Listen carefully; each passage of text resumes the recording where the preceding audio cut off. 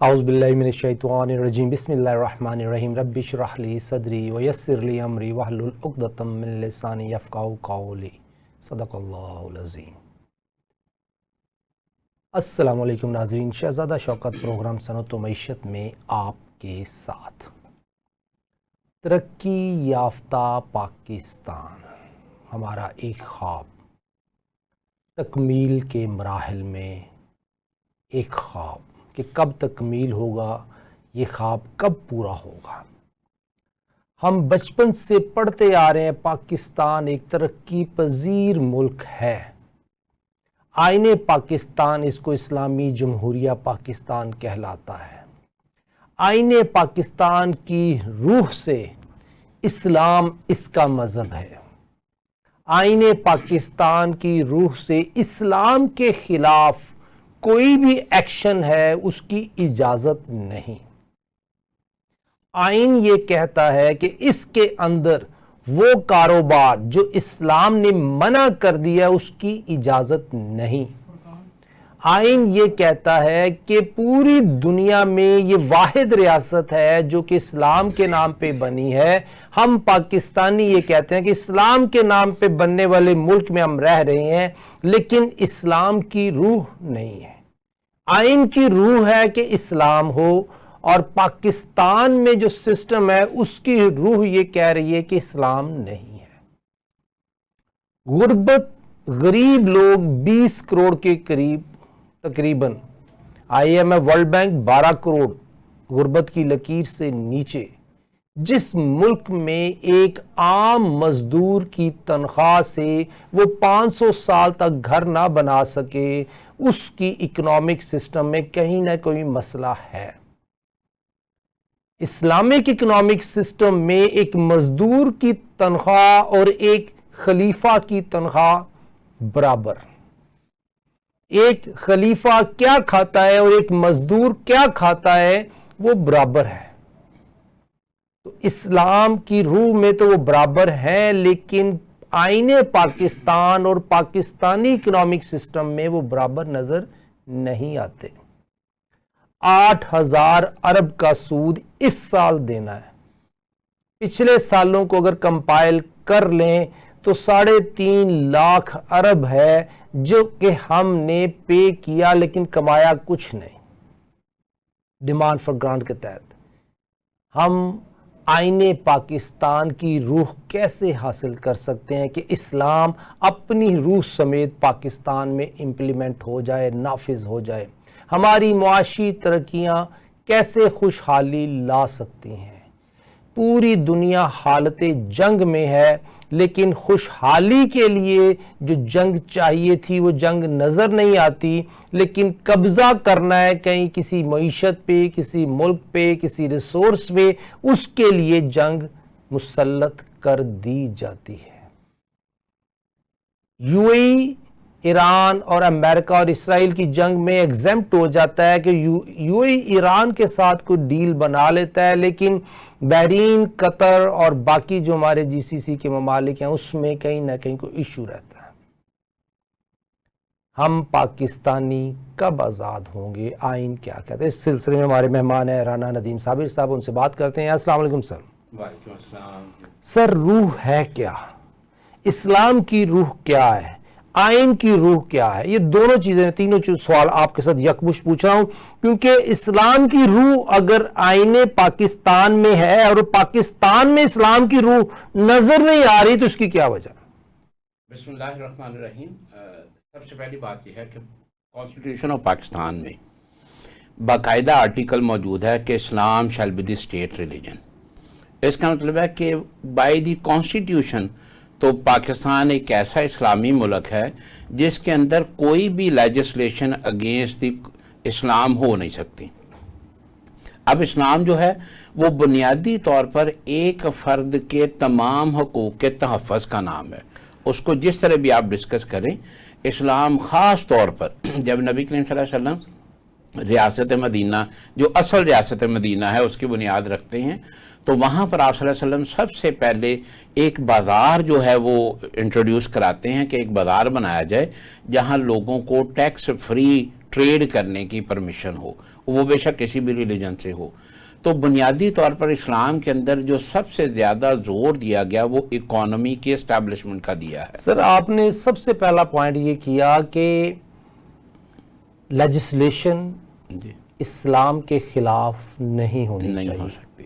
لیکن ہم دیکھتے ہیں کہ پاکستان میں لیجسلیشن ہی تو اسلام کے خلاف کام کروانے پہ مجبور کرتی ہے، جی جی. اور اگر وہ مجبور نہیں کر رہی تو جو سسٹم کو چلا رہے ہیں وہ مجبور کرتے ہیں کہ ہم اسلام کے خلاف کام کریں. دیکھیں اس میں یہ ہے کہ ایک لیگل میکسم ہے دوز کو sleeps over they rights let them slip. تو یقیناً قانون کبھی بھی اٹھ کے آ کے آپ کی مدد نہیں کرے گا اگر آپ قانون سے مدد نہیں لینے جاتے. تو یہ ہمارے ہاں پرابلم یہ ہے کہ جو لیجسلیشن ہو رہی ہے اس کے تحت ہر انڈیویجول کو اس طرح سلیو کیا جا رہا ہے کہ وہ بیچارہ اپنی اکانومی سے باہر ہی نہیں آ رہا. اس کو یہ کہیں بھی سوچ نہیں پیدا ہو رہی کہ اگر لیجسلیشن جو ہے وہ اسلام کے خلاف ہو رہی ہے تو میں اس کے لیے کوئی آئینی کوئی قانونی چارہ جوئی کروں. سر یہ تو میرے اوپر ڈال دیا نا کہ جو عوام ہے جس کا یہ کام ہی نہیں ہے لیجسلیشن کے اوپر کوئی اتھارٹی رکھنا، ہمارا کام ہی نہیں ہے کہ اس کے اوپر کوئی اکاؤنٹیبلٹی کرنا. جی جی. کیونکہ میرا ایریا نہیں ہے، میں اگر مزدور ہوں تو میں مزدوری میں لگاؤں. جس کا یہ کام ہے وہی غداری کر رہا ہے آئین کے ساتھ اور اسلام کے خلاف لیجسلیشن اپروو کر رہا ہے. میں بیچارہ کہاں سڑک پہ کھڑا ہو کے احتجاج کروں جھنڈا پکڑ کے کالیاں پٹیاں باندھ کے؟ میں تو نہیں جا سکتا. 25 کروڑ عوام سر سڑک پہ کھڑے ہو کے پٹیاں باندھ کے نہیں جا سکتے کہ یہ جو حکومت وقت ہے یہ لیجسلیشن اسلام کے خلاف کر رہی ہے. یہ مجھے بھی سمجھ آج تک بات نہیں دھرنوں کی. نہیں وہ بات اصل میں جو دھرنے وغیرہ ہے وہ تو بہت ہی فضول کام ہے. مجھے آج تک خود یہ سمجھ نہیں آئی کہ اگر بعض اوقات کہیں ایجیٹیشن ہوتا ہے ڈیمانسٹریشن ہوتی ہے تو وہ آپ پاکستان کا فائدہ نہیں کر رہے، الٹا پاکستان کا نقصان کر رہے ہیں. جو لیگل پروسیس ہے وہ یہی ہے. اسمبلی اب چونکہ ہم تو کانسٹیٹیوشن کے پابند ہے، اب کانسٹیٹیوشن میں ہے کہ اگر میجورٹی سمپل میجورٹی کے ساتھ کوئی قانون پاس ہو جائے تو وہ امپلیمنٹ ہو جاتا ہے. امینڈمنٹ کرنے کے لیے 2/3 میجورٹی کی ریکوائرڈ ہے، یعنی پاسنگ آف دی لا جو بھی ہے کوئی بھی پروویژن وہ تو بڑا ایزی ہے. اب اگر اس کے لیے دیکھا جائے تو سپریم کورٹ آف پاکستان ہے یا دیگر عدالتیں جو ہیں وہ قانون بنا نہیں سکتی، اس کی کمنٹری کر سکتی ہیں، اس کی تشریح کر سکتی ہیں، ایکسپلین کر سکتی ہیں. تو اس سارے سیناریوں میں پھر وہی بات آ جائے گی کہ نہ تو کوئی ڈیمانسٹریشن، نہ کوئی دھرنا، نہ کوئی کالی پٹی یا جھنڈا اٹھانے کی تو ضرورت ہی نہیں ہے. یہاں تو ضرورت ہے کہ لوگوں کی اس بات کی ایجوکیشن ہو کہ کون سی چیز ان کے رائٹ کے اگینسٹ جا رہی ہے اور وہ اس کے اگینسٹ لیگل ریمیڈی کے لیے کورٹ سے رابطہ کریں. سر کون سی چیز میرے خلاف جاری؟ اگر یہ کورٹ کے پاس جانا ہے کہ جی یہ قانون اسلام کے خلاف ہے، مثلا ایک ایگزامپل دیتا ہوں، اسلام میں ہے کہ چوری کرنے والے کے ہاتھ کاٹ دیں. جی. ہمارے ہاں نیب کا قانون یہ ہے کہ چوری کی ہے کہ چوری اگر ₹1,00,000 کی ہے تو 50,000 روپے دے دو تو کوئی ایشو نہیں ہے. ایک لیگل رشوت ہے، آپ نے 50 کی ریکوری ہوگی، آپ فری ہیں، باقی 50 آپ کے. دوسری طرف ٹریفک چلان کو دیکھ لیں کہ آپ نے اگر ٹریفک چلان کی وائلیشن کی، آپ کو گاڑی چلانی نہیں آتی تھی اور اب گاڑی روڈ پہ لے آئے ہیں، آپ کی وجہ سے لوگ رسک پہ آئے ہیں، 2,000 روپے دے دو، جتنے مرضی لوگ رسک پہ آئے کوئی مسئلہ نہیں ہے. تو 2,000 روپے کی لیگل رشوت ہوگی. گورنمنٹ آف پنجاب یا گورنمنٹ آف پاکستان یہ نہیں دیکھتی کہ اس چلان کی 2,000 کی نہیں، اس چلان کی وجہ سے یا اس وائلیشن کی وجہ سے جو ہو سکتا تھا وہ تھریٹ کسی کی جان تھی، لیکن اسے 2,000 دے کے جان چھڑا لی. جی جی. یہ اصل میں آپ نے بڑا اچھا ڈسکس کیا. نیب کا جیسے پلی بارگین آپ نے کہی وہ ہو گیا. یہاں آپ نے ٹریفک چلان کی بات کی تو اس میں ہم تعزیرات پاکستان کی دفعہ 320 اور 22 کو بھی اگر ڈسکس کر لیں تو اس میں آپ دیکھیں گے کہ اگر آپ لائسنس ہولڈر ہیں اور آپ نے کسی کو روند ڈالا اور کچل دیا تو دیر از نو آفینس، وہ جو ہے آپ کا بیلیبل آفینس ہے. اور اگر آپ کے پاس لائسنس نہیں ہے اور آپ نے پھر کسی کو کچل دیا تو وہ گریویس ہیڈ میں آ جائے گا. اب دیکھا یہی جاتا ہے کہ جب آپ قانون بناتے وقت اگر صرف آپ کا پرپز ریونیو کلیکشن ہوگا تو پھر وہ ویلفیئر سے نکل جائے گا. بالکل بیسک چیز ہونی چاہیے کہ کسی بھی قانون کے انیکٹمنٹ کے وقت اس کا پرپز ریونیو کلیکشن نہ ہو، صرف پینالٹی نہ ہو، بلکہ اس کے اندر ایسے پیونیٹیو ایکشن رکھے جائیں جس سے لوگوں کو سبق آ سکے یا وہ ڈر سکیں. یہ جو ہاتھ کاٹنے کے اسلام کی بات ہے یہ اتنی سنگین سزا ہے کہ اگر آج بھی آپ دیکھیں سعودی عرب میں یہ سزا پہ عمل درآمد ہوتا ہے تو کتنے لوگ آپ کو ہاتھوں کے بغیر نظر آتے ہیں. نہیں، چونکہ جب ملزم کو پتہ ہے کہ مجھ سے ایسی سزا ملے گی جس کے بعد کی کوئی بھی ریپینٹنس یا کوئی بھی چیز کمپنسیٹ نہیں کر سکے گی تو وہ جرم کرتا ہی نہیں۔ ہمارے ہاں پرابلم یہ ہے کہ ہمارے ہاں سزا کا تصور یا سزا کی جو ایوریج ہے وہ تقریباً 9 سے 9.5% ہے۔ تو اگر آپ دیکھیں کہ 100 ایف آئی آر ہوئی ہے اور اس میں 9.5% لوگوں کو سزا ہوئی ہے، تو باقی جو 91% لوگ وہاں سے جو ہے کوئٹل ہو جاتے ہیں یا سزا سے بچ جاتے ہیں، تو پھر ایسے معاشرے میں جرائم کی شرح بڑھ جاتی ہے۔ سر ہماری گورنمنٹ چاہتی ہے کہ ریونیو اکٹھا ہو، جی لیکن یہ نہیں چاہتی کہ ڈسپلن آئے، ویلفیئر ہو، سکون ملے۔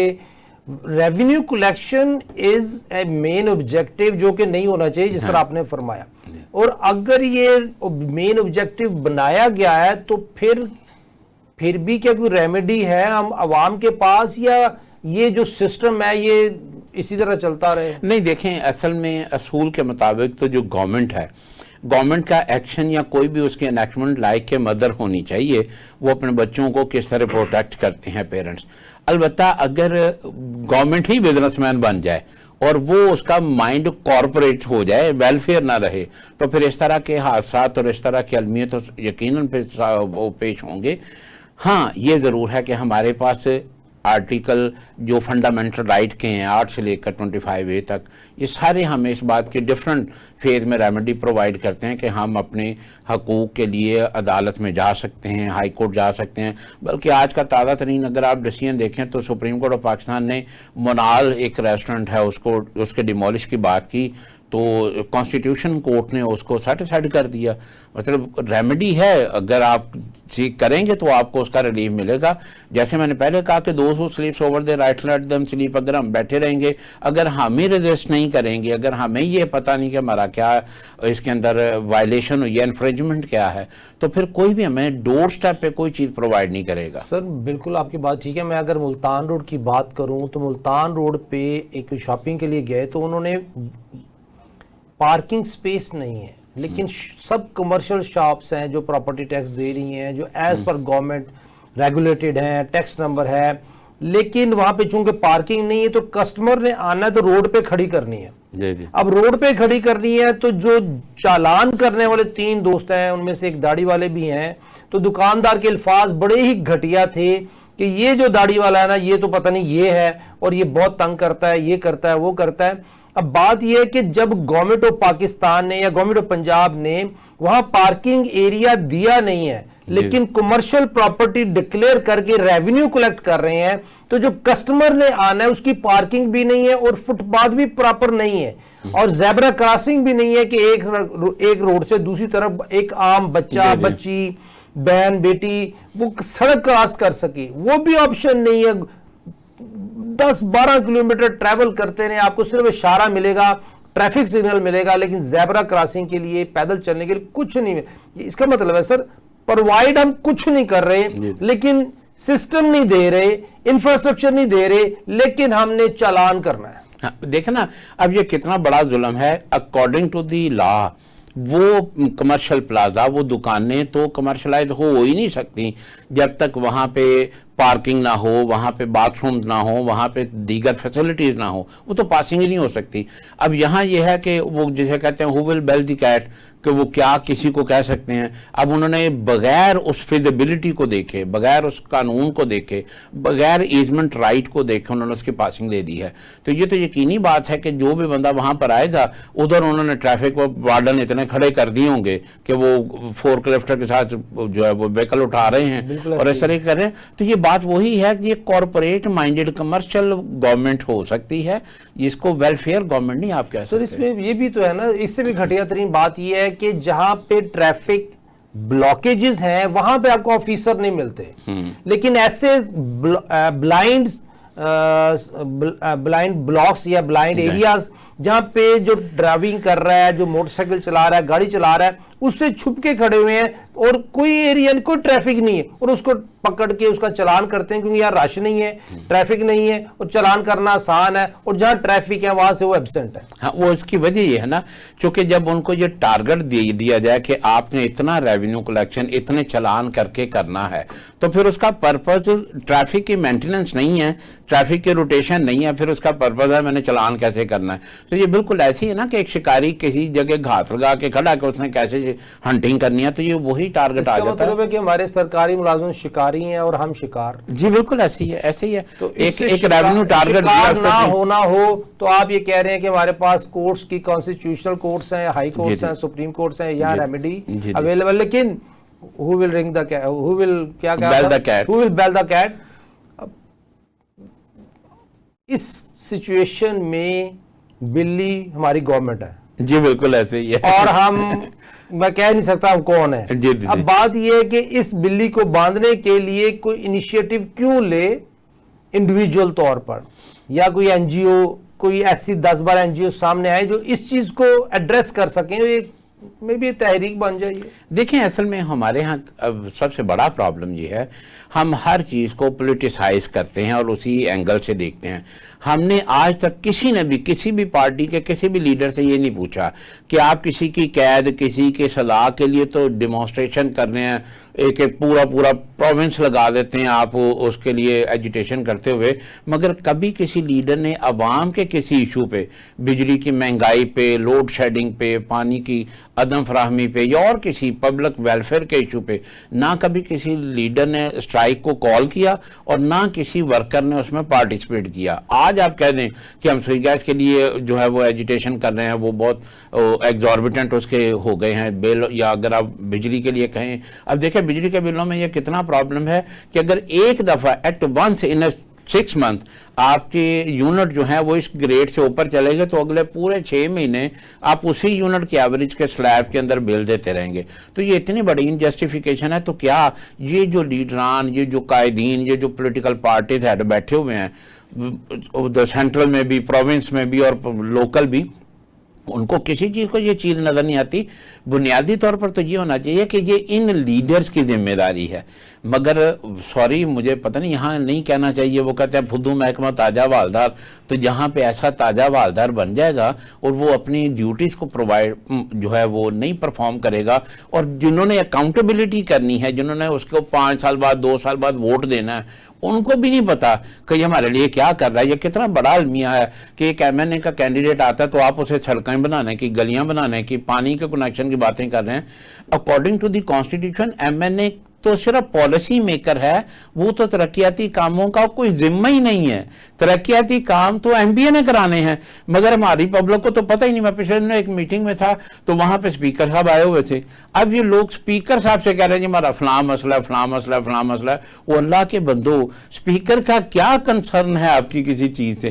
مگر لوگوں کو اتنی اویئرنیس ہی نہیں ہے۔ لوگوں کو اویئرنیس اس لیے نہیں ہے کہ جو ایک نیشنل یا پروونشل اسمبلی میں بیٹھا ہے اس کی پہنچ ہے، اگر وہ سفارش کرے گا تمہارا کام ہوگا، اگر سفارش نہیں کرے تو ہمارا کام نہیں ہوگا۔ تو ہم تو جاتے ہیں کہ یار سفارش کر رہے ہیں، یار ہمارے پاکستان کی، ہمیں ترقی یافتہ پاکستان دیکھنا ہے۔ وہ گراؤنڈ ریالٹی یہ ہے کہ گراؤنڈ سے شروع ہوگا کام تو اوپر تک ترقی جائے گی۔ اگر نیچے وہ جو انسان ہے بیٹھا ہوا غریب آدمی ہے، اگر اس کی اکنامک ایکٹیویٹی سر ٹھیک نہیں ہے نا تو اوپر تک ترقی نہیں جا سکتی۔ جی بالکل، دیکھیں آپ صلی اللہ علیہ وسلم نے جب یہ فرمایا کہ اگر محمد صلی اللہ علیہ وسلم کی بیٹی فاطمہ رضی اللہ تعالیٰ عنہ بھی چوری کرتی تو میں اس کے بھی ہاتھ کاٹتا، یہ ایک اتنا بڑا آرڈر ہے، اتنا بڑا آرڈر ہے کہ جس کے بعد ہر وہ شخص جس نے کوئی کنسپریسی یا کوئی پلاننگ کی ہے چوری کرنے کی، اس کو پتہ چل گیا کہ ہاتھ کٹ جائیں گے، تو دیکھیں اس کے بعد وہ آفینس نہیں ہوتا۔ مگر جہاں آپ نیپوٹزم کسی بھی لیول پہ رکھ کے آپ کرتے ہیں تو وہ میرٹ کی وائلیشن کا صرف وہ جو آفٹر شاکس ہیں نا، وہ ارتھ کو ایک سے زیادہ سیویئر ہوتے ہیں اور کنٹینیوس ہوتے ہیں۔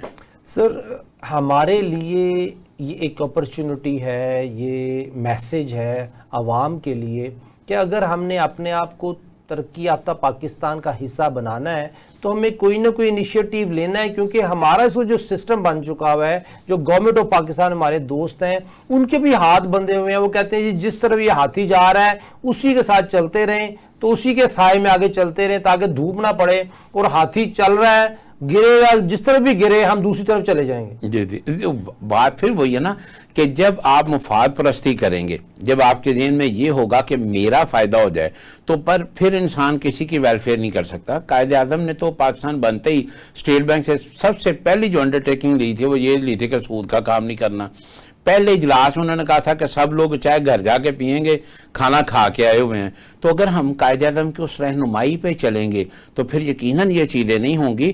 اصل مسئلہ یہ ہے کہ اگر ہم اس کو اسلامی انداز سے دیکھیں، جیسے آپ نے بگننگ پہ ہی بات کی تھی آپ کے پریمبل میں، تو اس میں آپ دیکھیں کہ اسلام جو ہے وہ اللہ کے سامنے اکاؤنٹیبلٹی کی بات کرتا ہے.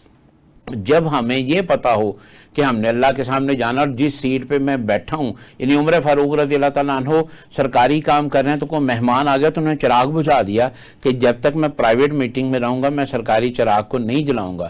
جب اس طرح کے قائد ہوں گے، اس طرح کے خلیفہ ہوں گے، تو پھر یقیناً جو اسلامی ریاست ہے اس کا پھر یہ عالم ہوگا کہ بیت المقدس فتح ہوتا ہے تو بغیر تلوار اٹھائے ہو جاتا ہے. اور جب یہ پتا ہو کہ یہ سرکاری پٹرول ہے تو چلو بھی اس پہ چلتے جائیں.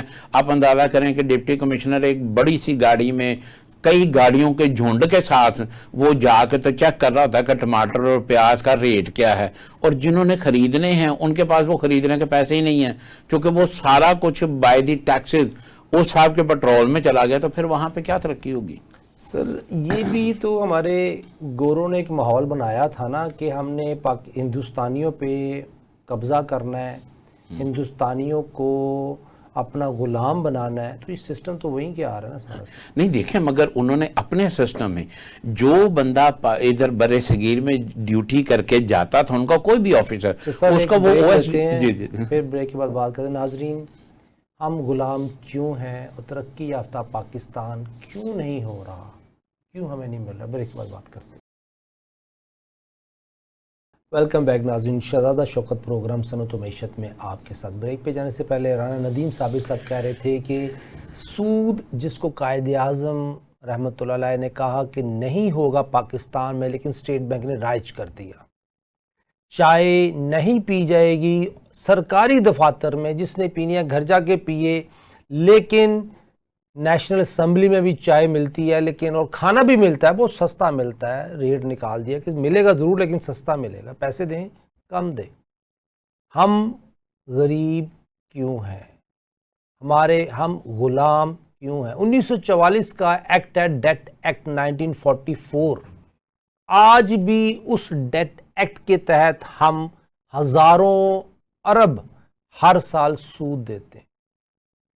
اور آج بھی ہم اگر دیکھیں کہ ہمارے ٹوٹل پیمنٹ کا ڈیمانڈ فار گرانٹس کے تحت 83%، اگر 100 روپے ہم نے خرچ کیے ہیں پچھلے 9 سالوں میں، تو 83 روپیز سود کی مد میں، اور اس سے لنک ایک ساتھ جو ہم نے سودی قرضے دی اس کی مد میں پے کیے 4.5 روپے، 4.5% ڈیفنس میں، اور باقی 12-13% جو ہم نے وہ پی ایس ڈی پی اور سرکاری ملازموں کے خرچے ہیں. وہ سرکاری ملازم جو اپنے آپ کو گورنمنٹ آف پاکستان کہتے ہیں، دن رات محنت کرتے ہیں پاکستان کو ترقی یافتہ پاکستان بنانے کے لیے، ہر وقت ہمتن پرجوش طریقے سے لگے ہوئے ہیں.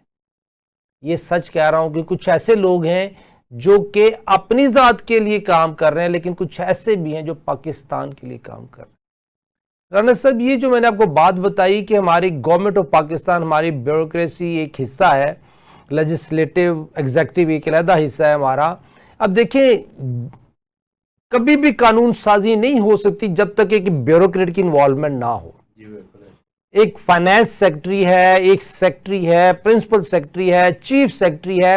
ایون ہم نے ایک اسپیشل اکنامک زون کی اپلیکیشن ڈالی تھی، ہم ٹاکنگ اباؤٹ بیک ان 2018-19، کہ وہ ایپلیکیشن موو نہیں ہوئی جب تک کہ چیف سیکٹری صاحب انگیج نہیں ہوئے. چیف سیکٹری صاحب کی انگیجمنٹ ضروری ہے، چاہے وہ پاور پالیسی ہے. تو سر یہ جو رول ادا کرتے ہیں ہمارے دوست، کیا یہ مکمل صحیح طور پر رول ادا کر رہے ہیں؟ اگر یہ نہیں کر رہے تو کیا ہم جو غلام ہیں انہی کی وجہ سے ہیں؟ یہ ڈیفینیٹلی ہمیں اس بات پہ بڑا افسوس ہے کہ 70-72 سالوں میں ایک ہی لفظ سن رہے ہیں، ترقی پذیر، ترقی پذیر، ترقی پذیر. جو ہمارے ساتھ چائنا ہے، جو ہمارے ساتھ جرمنی ہے، دنیا میں بے شمار مسائل ہیں کہ وہ اتنے سالوں کے بعد بھی آج ہمارا سب سے بڑا ایشو ہے لائٹ چلی گئی، لائٹ آ گئی. تو یہ جتنی بھی پالیسیز بن رہی ہیں، یہ جتنا بھی پروسیس ہو رہا ہے، اس کے اندر اگر آپ دیکھیں تو یہ واقعی بات ہے کہ ان کی جو اصل ڈیوٹیز ہیں اگر وہ اس کو ایگزاسٹ نہیں کریں گے، اگر اس کو پرفارم نہیں کریں گے، تو جہاں بھی آپ نیگلیجنس کریں گے، اور جو بندہ جس پوزیشن میں تھا، یعنی آپ اندازہ کریں کہ اسلام میں کہا گیا کہ مشورہ جو ہے وہ بھی آپ کے پاس ایک امانت ہے، اگر کوئی اس سے پوچھے تو صحیح مشورہ دیں، اور جو صحیح مشورہ ہی نہیں دیتا وہ کیا کرے گا؟ اور جب قرآن پاک یہ کہتا ہے کہ تم سے تمہارے وعدوں کا متعلق پوچھا جائے گا، ٹھیک ہے، تو تب یہ دیکھیں کہ کیا اوتھ نہیں لیا جاتا کہ آئی سرو دی پاکستان، میں کہیں بھی اپنے جو ذاتی مفاد ہے اس کو ترجیح نہیں دوں گا. تو پھر اس کے بعد جب وہ وائلیشن کی جاتی ہے تو وہ ٹھیک ہے دنیا میں ذاتی مفاد میں تو ہم دیکھتے ہیں نا، وہ کہتے ہیں جی دیکھیں شہزاد صاحب کچن بھی تو ہے نا، ہم نے کچن سیکیور کرنا ہے، دیکھیں میرا بیٹا آسٹریلیا میں پڑھ رہا ہے، we have to take care of ہم، دیکھیں سیلری میں خرچے نہیں ہوتے، آسٹریلیا میں پڑھانا ہے کوئی آسان کام تو نہیں ہے. یہ باتیں میں نے خود سنی. اب ہم اس سچویشن میں ترقی پذیر تو سن رہے ہیں، لیکن میں خیال ترقی وزیر بھی ہو رہی ہے. پاکستان ترقی پذیر ہی ہے، وہ ترقی وزیر صاحب کی ہو جاتی ہے. وہ وزیر سے وزیر اعظم بنتا ہے، وزیر اعظم سے پریزیڈنٹ بنتا ہے، پریزیڈنٹ سے وہ کچھ اور بن جاتا ہے. یہ جو ترقی وزیر صاحب کا جو کام ہے نا سر، وہ یہ ترقی وزیر کے پیچھے کوئی نہ کوئی سرکاری ملازم ہے جس کا ہاتھ ہے. دیکھیں آپ ہماری قومی اسمبلی میں، صوبائی اسمبلی میں جب بھی کوئی بل پیش ہوتا ہے تو آپ دیکھیں گے کہ کچھ اس کو اپوز کرتے ہیں، کچھ اس کو فیور کرتے ہیں، مگر جب بھی تنخواہوں کا بل پیش ہوتا ہے ایم پی ایز یا ایم این ایز کی، وہ 300% بڑھ رہی ہوں یا کتنی بھی بڑھ رہی ہوں، کبھی وہ اپوز نہیں ہوا. اور کل پرسوں کی بات ہے کہ جب ایک ایم پی اے کی سیلری آپ نے 5 لاکھ سم تھنگ کر دی ہے، تو کیا پاکستان میں ایک مزدور کی سیلری 5 لاکھ سم تھنگ ہے؟ تو قانون کے مطابق تو ابو بکر صدیق رضی اللہ تعالیٰ عنہ نے کہا تھا کہ جو ایک مزدور کی تنخواہ ہے وہ بطور خلیفہ میری مقرر کر دو، اگر میرا گزارا نہ ہوا تو میں مزدور کی سیلری بڑھا دوں گا. سر یہاں پہ تو الٹا ہو رہا ہے، اگر گزارا نہیں ہوتا تو مزدور کی تنخواہ انفلیشن سے کم ہو جائے گی اور ہماری بڑھ جائے گی. دیکھیں یہ اس کی ایک انتہائی ذاتی سوچ ہے، خود غرضی ہے کہ جی بیٹا آسٹریلیا پڑھ رہا ہے تو اس کے لیے مجھے فیس چاہیے. تو یہ اگر کسی کے ناجائز خون سے اس کو نچوڑ رہے ہیں یا اس کے میخ نکال رہے ہیں تو پھر اس کا جواب تو دینا. اس میں دیکھیں اللہ ہی معاف کرے کہ ہمارا یہ کہ جب ہم اتنی محنت کر رہے ہیں، ہمیں محنت کا پھل چاہیے، سرکار کی تنخواہیں نہیں ہیں. یار اگر سرکاری تنخواہیں نہیں تو آپ پرائیویٹ چلے جائیں نا. تو یہ بھی ایک آپشن بھی نہیں لینی، سرکاری مراد بھی لینی ہے، سرکاری سیلری بھی لینی ہے، لیکن کچن کو سیکیور کرنے لئے کام نہیں کرنا. اس کی بہت سی مثالیں ہیں، لیکن سر اس وقت جو ہمیں مسئلہ ہے نا سر، مسئلہ یہ اس کا حل ڈھونڈنا ہے.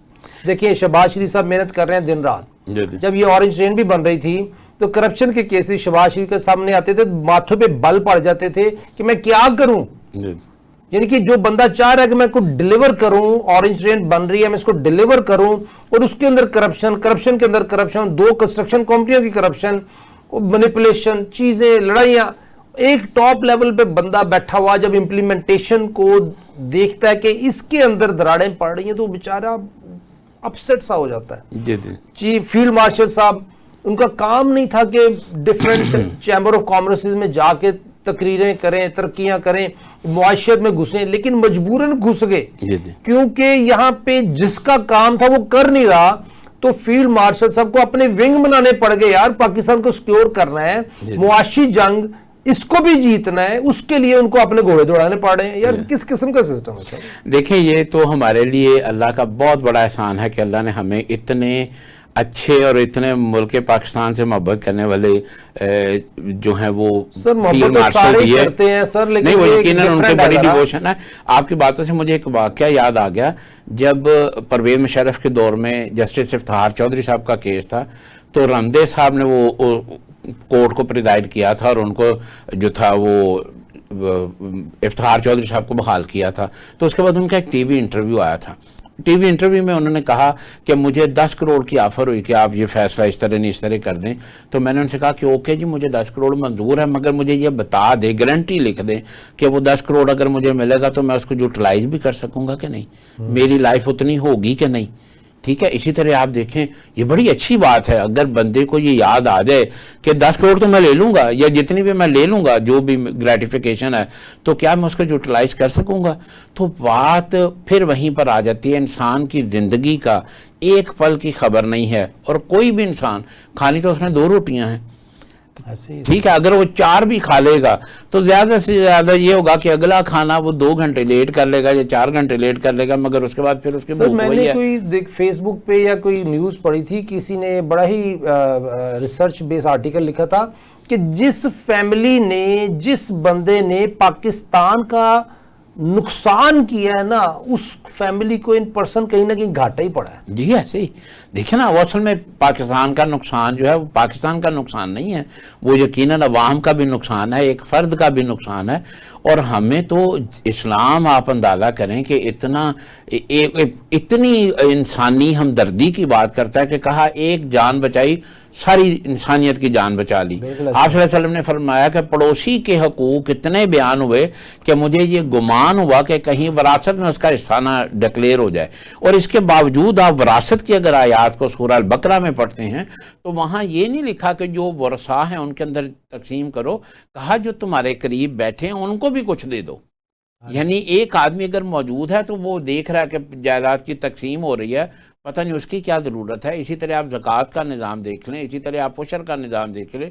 اسلام تو اور اگر قرآن پاک کو دیکھیں تو قرآن پاک میں سب سے زیادہ ان لمیٹڈ ثواب جس کا لکھا وہ انفاق فی سبیل اللہ پہ لکھ دیا، وہ خرچ کرنے پہ، خرچ کرنے پہ ہے۔ یعنی اسلام تو دینے کی بات کرتا ہے، لینے کا تو تصور کہیں بھی نہیں ہے۔ سر دیکھیں میں بھی یہ کہتا ہوں کہ جب زکوٰۃ دینے کا جو سسٹم ہے، خرچ کرنے کا سسٹم، اس میں ویلتھ سرکولیشن بہت سپیڈ سے بڑھتی ہے، بہت سپیڈ سے ہوتی ہے۔ دیکھیں جب ہم 25 کروڑ لوگ روزانہ کا 500 روپے بھی خرچ کرنا شروع کر دیں تو آپ دیکھیں 25 کروڑ ضرب 500 روپے، یہ ایک وقت کی، اگر ہم نے 2 گھنٹے میں روٹیٹ کر دی، 3 گھنٹے میں روٹیٹ کر دی، فرض کریں 24 گھنٹے میں ہم نے 10 مرتبہ روٹیٹ کر دیا، تو یہ کس حال تک کی یہ ہماری جی ڈی پی بڑھ جائے گی۔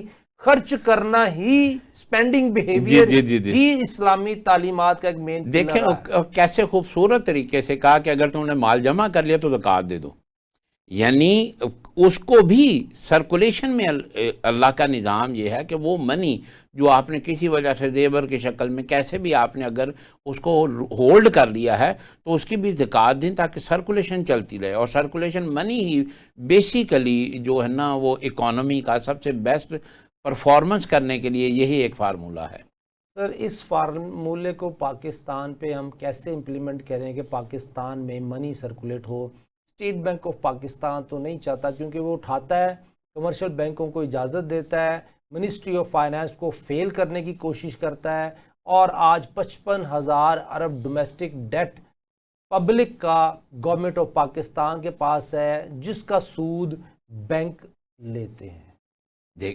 دنیا میں سب سے زیادہ جو سود کی ایوریج ہے وہ اس وقت پاکستان میں ہے، اور آپ دیکھیں کہ اسی وجہ سے جب آپ کاروبار کو بڑھوتی نہیں کریں گے اور اس کو آپ اتنی لمیٹیشن لگا دیں گے کہ اگر آپ کو بزنس سٹارٹ کرنا چاہتے ہیں تو یقین کیجئے یہ فیڈرل اور پروونشل گورنمنٹ کے 54 ڈپارٹمنٹس ہیں جو آپ کو جسے بھگتنا پڑتا ہے۔ سبھی سود لے رہے ہیں یا ٹیکس لے رہے ہیں، آپ صلی اللہ علیہ وسلم حلال ہے یا نہیں ہے؟ جی آپ صلی اللہ علیہ وسلم کی سیرت طیبہ میں دیکھیں تو اگر آپ کے پاس کسی بھی غریب نے آ کے کہا کہ جی میرے پاس پیسہ نہیں ہے یا میرے پاس غربت ہے تو آپ نے فوراً اسے آلات کاروبار فراہم کیے، کسی کو کلاڑی بنا دی، کسی کو کچھ کیا، پالیسی ایڈوائز کی، اس کو پروسیجر، کہیں اس کو یہ نہیں کہا کہ تم وہاں پہ بیٹھ جاؤ تو تمہیں روز کا کھانا ملنا شروع ہو جائے گا۔ آج ہم دیکھیں نا، اوریہ مقبول جان صاحب کا ایک پروگرام تھا، محمد منیر احمد صاحب آئے تھے ہمارے گیسٹ، انہوں نے کہا جی سیل ٹیکس ہے ہی حرام، اس کے اوپر احادیث بیان کی کہ جی کوئی ایسا دوست، یہ جو ہم سیل ٹیکس دے رہے ہیں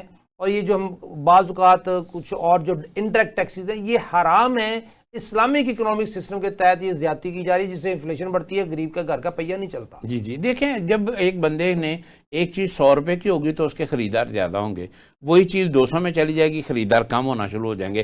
جب آپ پرچیز جو پاور ہے اس کو کم کر دیں گے تو آپ کا پر کیپٹا بھی کم ہو جائے گا۔ سر اب یہ جو سود کو خاتمے کی ڈیڈ لائن دی ہے، اب بینکوں نے تو یہ سسٹم نکال لیا کہ سود کا خاتمہ یہ ہے کہ کنونشنل بینکنگ بند کرو، کنونشنل بینکنگ یا اسلامک بینکنگ لے آؤ۔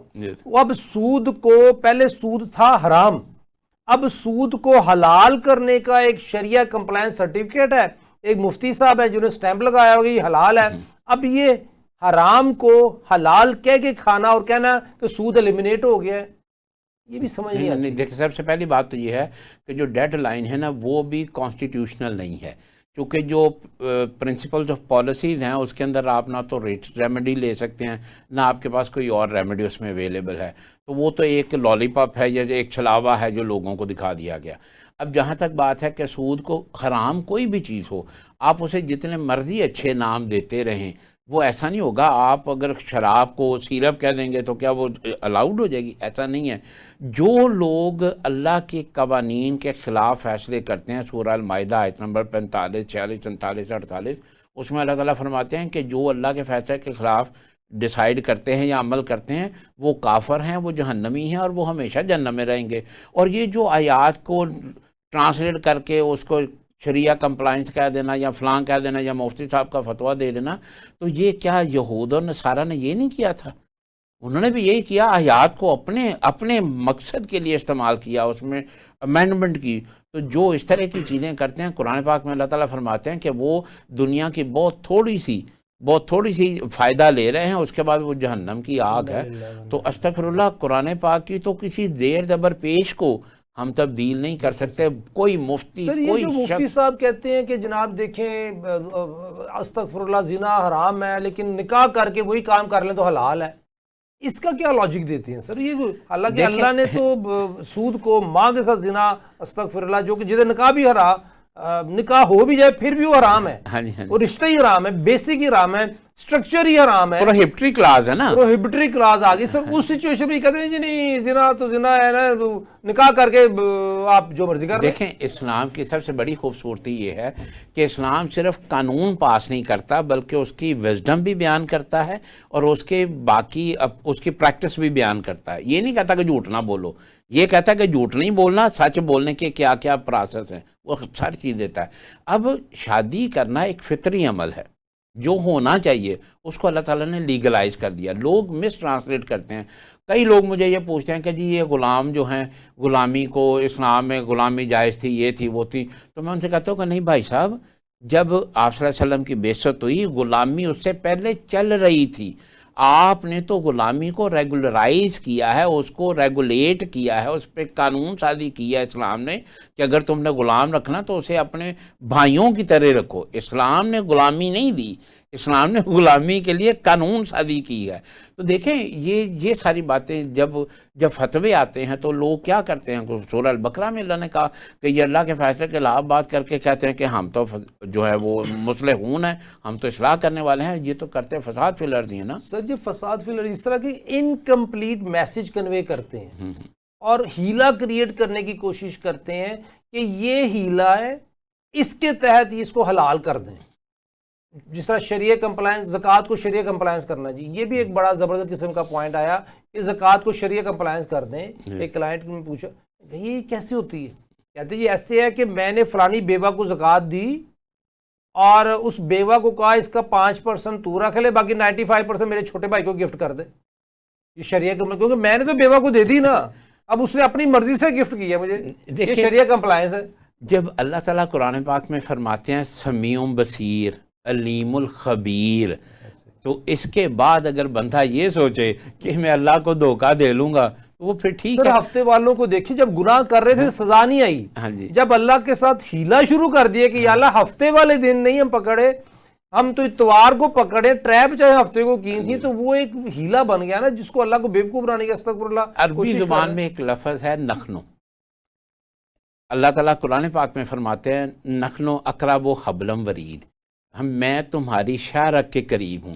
جب یہ لفظ نخنو آتا ہے نا تو عربی گرامر کے مطابق یہ ہے، ویسے تو اللہ ہر چیز پہ قادر ہے، ہر جگہ موجود ہے، اللہ کی طاقتوں کا تو ہمیں احاطہ ہی نہیں کر سکتے، مگر نخنوں کے لفظ سے مراد یہ ہے کہ پھر اللہ نے ایک سسٹم آرگنائز کیا ہوا ہے وہاں پہ، اور وہ پورے سسٹمیٹک ایک انسٹیٹیوشنلی وہ اس کام کو کر رہے ہیں.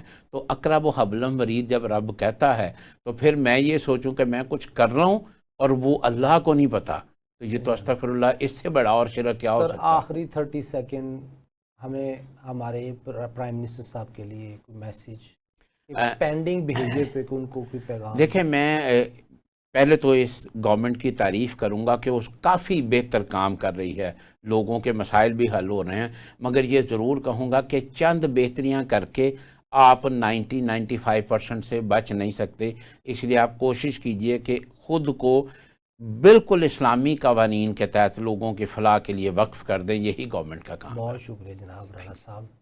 ناظرین، ترقی یافتہ پاکستان، اسلام کی روح جس میں ہو، پریکٹس جس میں اسلام ہو، تو اس کے لیے حکومت وقت کو اپنے آپ کو ڈیڈیکیٹ کرنا ہوگا۔ اجازت دیجیے، اللہ حافظ۔